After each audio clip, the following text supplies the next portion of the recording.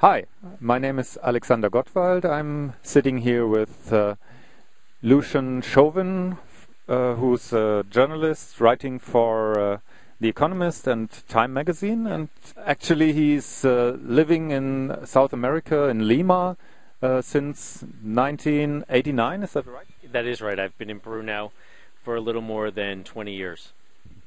That's great. And we started talking here in the Casa Fitzcarraldo in Iquitos, where we met by accident. And we were talking about the destroying of nature in Bolivia and in Peru, and so I'd like to know what you especially think about the TIPNIS project. I have been writing about it, and there were lots of my friends who were also opposing it, and finally Evo, the president of Bolivia, seemed to give in, and he cancelled the law that permitted the construction of this huge road through this rainforest treasure. And so, what is your opinion? Will he really give in? Well, I think there are several issues involved here. First of all, the government of Evo Morales agreed to build this road, and there was an indigenous march against it, and the government passed new legislation that basically stopped construction of the road. The interesting thing there is they did not need new legislation to stop TIPNIS. What Evo Morales, as an indigenous president of Bolivia, should have done is apply existing legislation. The existing legislation in Bolivia, respecting indigenous communities, respecting the environment, respecting popular participation in the formulation of legislation, respecting the new constitution that was created after he was elected specifically to give indigenous people power that they have not had for 500 years. If he had respected that basket of legislation, the TIPNIS problem never would have occurred. And I find it really distressing that they, first of all, they did not apply legislation that they themselves created, and have turned around and passed new legislation kind of outlawing the construction of this road. But that kind of legislation, I think, worldwide is inadequate, because it basically says that they shouldn't build that road. And really, in terms of jurisprudence, no one wants legislation on specific projects. What we need in the world and in South America is legislation that kind of defines the limits between economic development, environmental protection, but that covers all projects, not specific legislation covering one road, or a new law saying, okay, you shouldn't build this mine, or a law that says you shouldn't develop this oil lot. What we need is adequate legislation that allows for economic development while protecting the environment, that it can be applied to all projects. And I think that's the big piece missing out of TIPNIS. I mean, of course, we're talking about a project that was just horrendous for the environment and for the indigenous people living there, and no one can complain about the government's decision to finally scrap that project. But again, I think the problem is when you have such specific legislation, Evo could come back tomorrow and try to build that road, especially given pressure from Brazil and other countries to do it. Okay, so of course Brazil has already paid a lot of money for the construction of that road, and probably they won't like to have lost this money. So no, the problem with Brazil right now is, I mean, specifically in, I don't know if it exists in other countries, but in Bolivia and in Peru, there is now the concept of what people are calling sub-imperialism. And so we're not talking about imperialism from the United States. We're not talking about imperialism from Great Britain. We're not talking about imperialism from other European countries. We're talking about imperialism within the context of South America. And Brazil is financing roads, railroads, and hydroelectric plants in countries like Peru, Bolivia, and Ecuador that are simply not sustainable. And they're doing this because they're running into opposition at home. There is a lot of opposition in Brazil to building new hydroelectric plants because of just the massive economic and environmental damage they create in the Amazon. So they're looking at building large hydroelectric plants in Bolivia. They're looking at building upward to 8 hydroelectric plants in Peru to supply them with 6,000 megawatts an hour. They're looking at road projects in Peru. They've already completed the Southern Interoceanic Highway, which is part of the IRSA system that connects the port in Sao Paulo to 3 ports in Peru. They've done a northern leg of that. They are very interested in building a road through Bolivia that would eventually connect to Peru. And the whole thrust of this is because they want to get minerals, soybeans, and other products to the Pacific coast, to China, this way avoiding the Panama Canal. And the same roads would also facilitate Chinese exports entering, for example, in the case of Peru, through Peru into Bolivia and then into Brazil. There's a lot at stake, and the Brazilians are not going to give up. And hopefully, governments like Evo Morales in Bolivia will step back and say, okay, we need to have a positive relationship with Brazil. We need to develop our countries because we need to continue to grow. We cannot remain stagnant economically. I mean, that makes no sense. But they also need to consider the impacts on indigenous populations and the environment. And I'm hoping that both the governments of Peru and Bolivia begin to take into account the impacts that these large projects that they agree with the Brazilian government contain elements similar to elements, for example, when in the European Union or the United States, when they do free trade agreements, there are mechanisms built in to kind of protect the environment and to examine how projects affect the rights of indigenous communities. None of that exists in all of these projects that are being planned between Brazil and the countries that border it. Thank you, Lucien. And there are a lot of people still in Europe, especially, who are hoping that the indigenous people sort of are the guardian angels of the earth, that the indigenous people will preserve the earth and will help save the planet. And after your 22 years of experience living in Peru and also in Bolivia and knowing these countries very well, what is your experience about the reality of it? Well, I think part of the problem is we're looking at indigenous people in a very romantic kind of way. These are not, and it's very depressing that 200 years later, we're still looking at indigenous people as the noble savage. They are not. I mean, they are human beings the same way that we are. They have customs, they have languages, they have mores that they follow. They also know how to use the land they live on.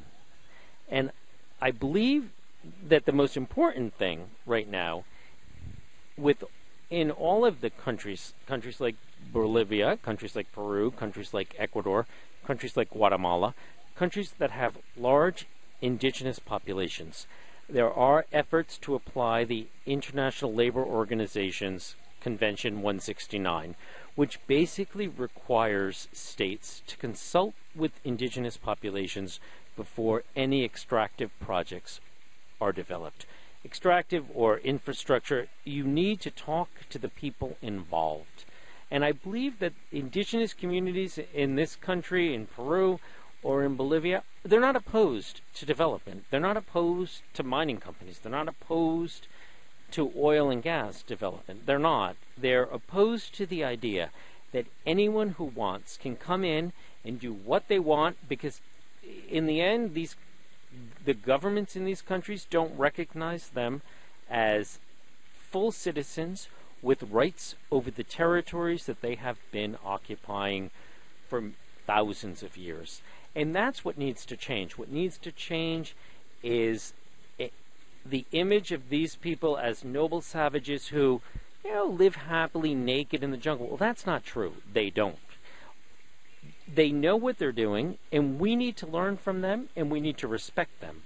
I don't think this whole idea of people coming down saying, I'm going to work with the indigenous people so that they can battle the mining companies or that they can battle the oil companies, that shouldn't be the focus. The focus should be, I'm going to work with indigenous communities so that they can begin to develop an economic model using what they have, taking advantage of their natural resources to sell, for example, aguaje, which is a fruit from a certain species of palm in Peru.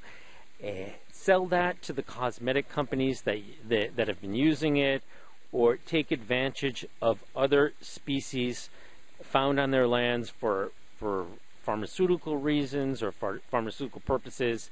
Take advantage of just the diversity of their territory to work with large tourism countries in the United States or in Europe or in Asia that want to bring people over so that they can get a feel of the Amazon.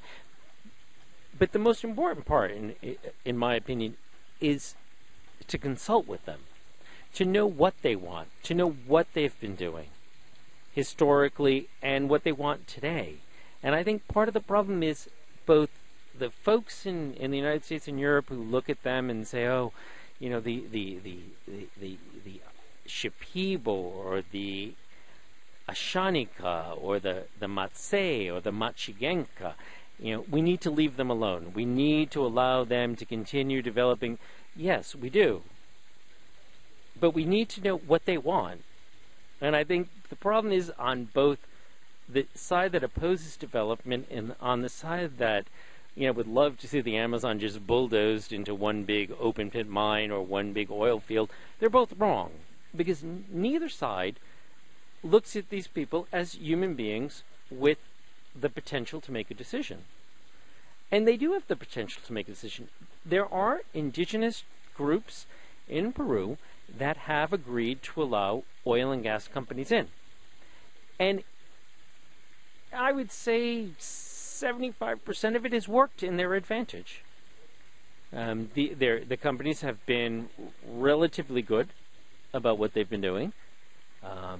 The communities are receiving 50% of the royalties that are paid in taxes to the government. They've been able to build schools and health clinics. They've put in roads where roads were necessary. They've improved quality of life. It's possible. There are models out there that allow for economic development if you consult with the communities. And I think that's the key.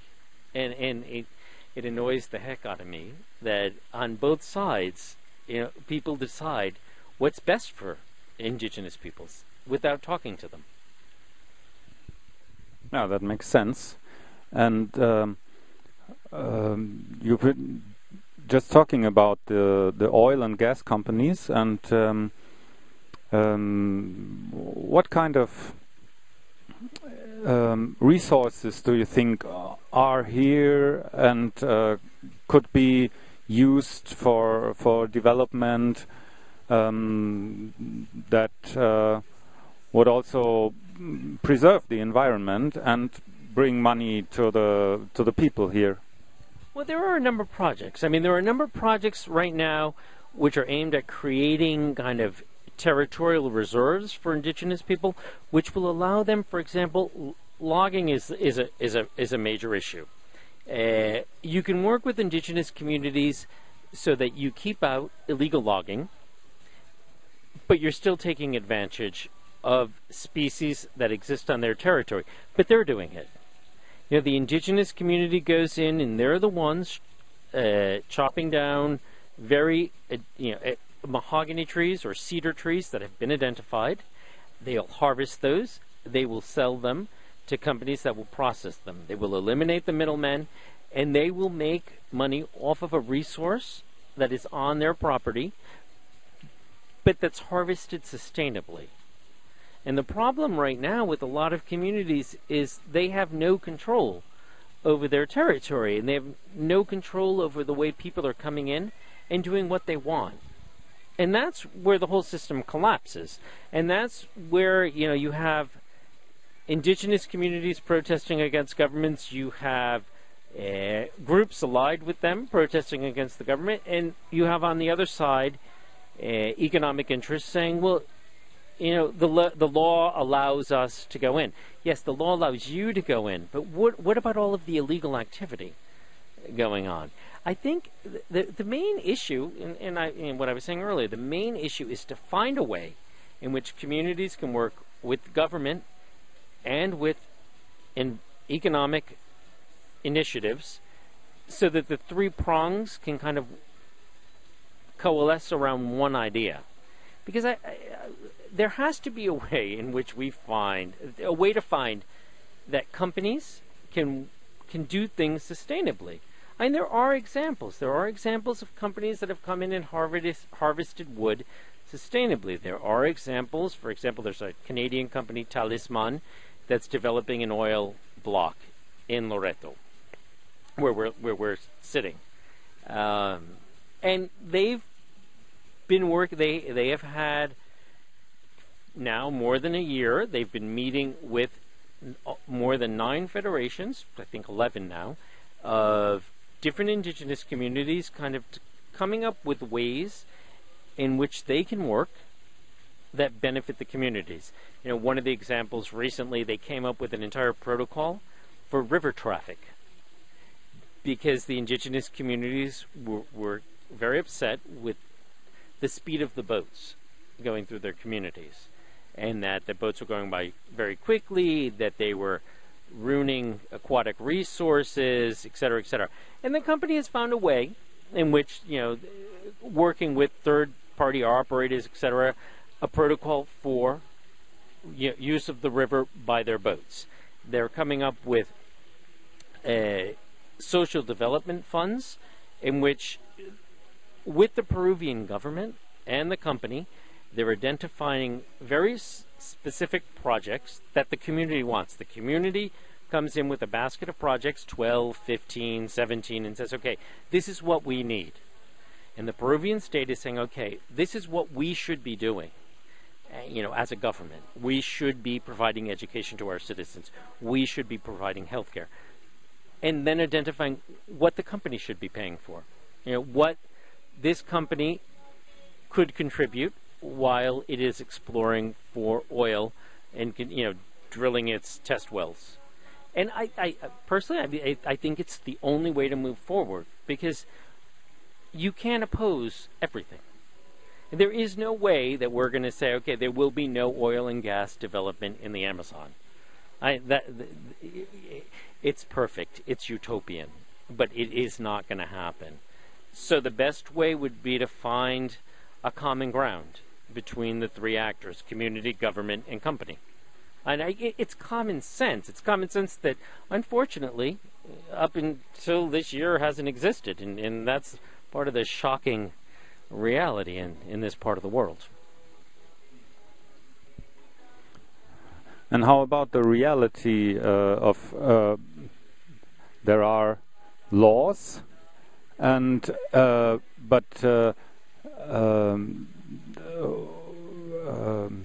how is the reality if the companies and the governments don't really agree with what the law is saying?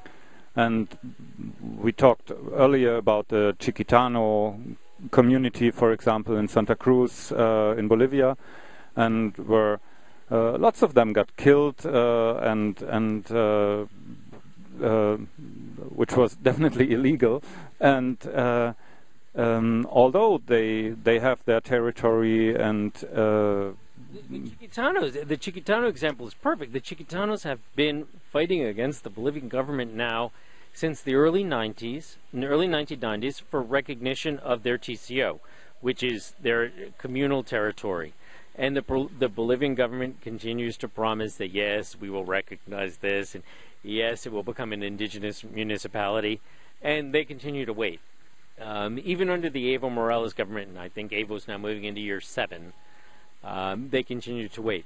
There are other examples. I mean, there's an example of the Guarani that have negotiated a very good agreement between the Bolivian government, an Argentine company called Plus Petrol, and Guarani communities, where oil production is moving forward, but the companies are compensating the indigenous people for the land they're using, because it is their territory, and the company needs to pay for that. They need to pay rent because they're on indigenous territory. They are paying the community's royalties, and the communities are receiving a part of the taxes that the companies pay. That's how it has to work. And if oil companies or mining companies are going to move into a community, and the community agrees to this, they should and can only agree to this if they benefit from it. And I think there are ways to benefit from it, and I also think that there are ways for the government to make sure that the companies produce adequately. I mean, there are very stringent environmental laws in Bolivia and Peru, and it's time that the governments apply them. You know, in the United States or Germany or, you know, the European Union, the United States, Japan, if someone were to do what some of the companies have been doing here, there would be just massive outrage. But the difference is, you know, if something were to happen in Loreto, it is, by boat, 6 days to the closest port. It's a 2-hour flight to Lima. It's so far away, the rest of the country doesn't care. And that's another issue. I mean, you know, there also needs to be awareness within the country to what's going on. And unfortunately, a lot of the groups that kind of work with communities focus their attention outside the country. They focus their attention, you know, lobbying efforts, trying to get citizens in the United States, you know, angry that this company is, you know, destroying the rainforest, or, you know, the Europeans angry that, you know, Repsol, for example, and I'm not saying that Repsol does this, but that, you know, a European oil company is destroying the Amazon. Well, they also need to convince Peruvians that this is their country, and they don't do that.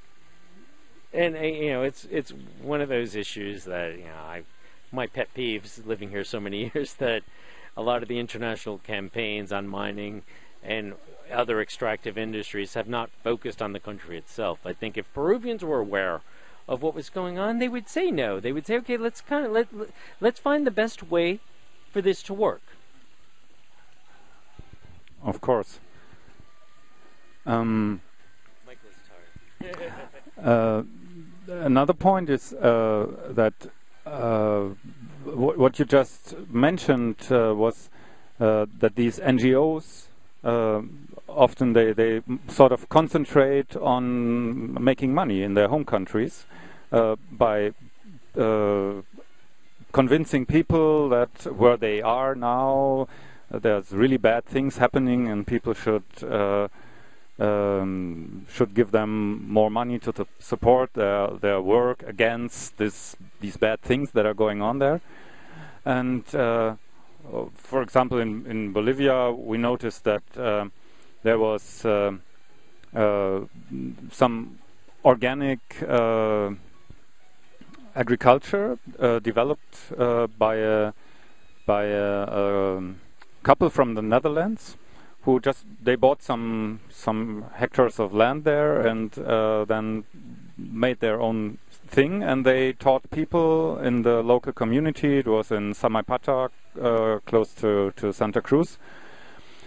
And then later, many of the people there started growing their own organic food. And then came the NGOs. And brought them all this artificial stuff and taught them to do agriculture the chemical way, the normal way, and now hardly anybody is doing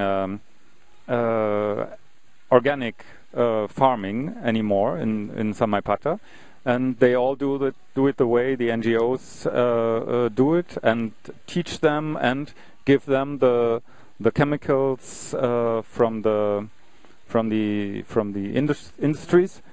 And so what is your view on the relationship between NGOs and industry?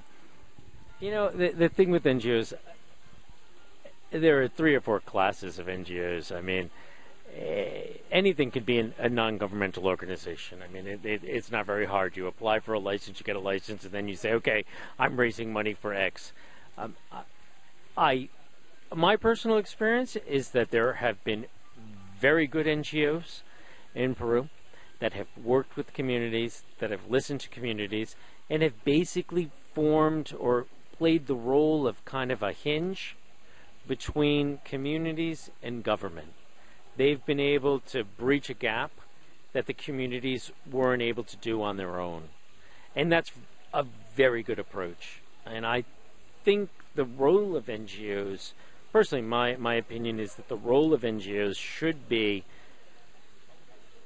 you know, it's a 4th leg of the table in some ways. I mean, you have the community, you have the company, you have the government, and then you have the NGO. The NGO needs to be on the side of the community in such a way that it helps the communities interface with the other 2 actors. And part of the problem is a lot of NGOs kind of lose, in some way, their real purpose and think of themselves as the principal stakeholder. And that's where it falls apart. They are not here to play a key role. They are here. The NGOs should exist to identify a problem, solve that problem, and disappear.